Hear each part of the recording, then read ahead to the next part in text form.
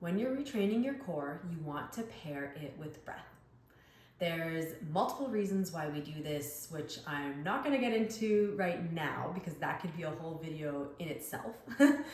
But we want to pair your core engagement with your breathing. On inhale, this is where we're going to bring expansion into the rib cage, into the sides and back of the rib cage, rather than doing belly breath or chest breathing on your inhale. So I like to think about my rib cage sliding open to allow the back and sides to expand, and that would look something like this. Inhale through your nose and exhale.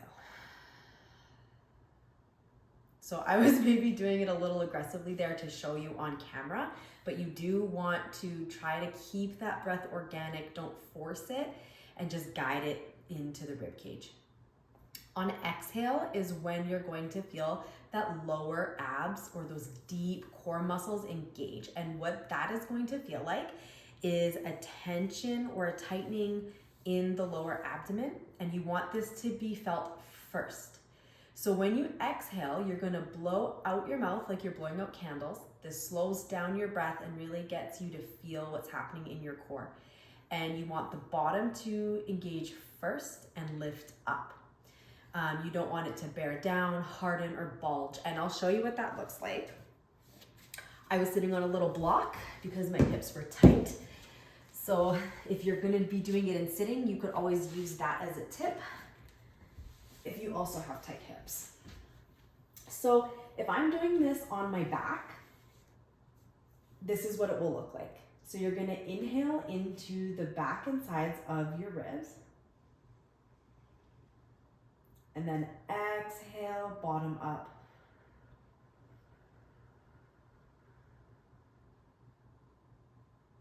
I'll do that one more time. So inhale, then exhale.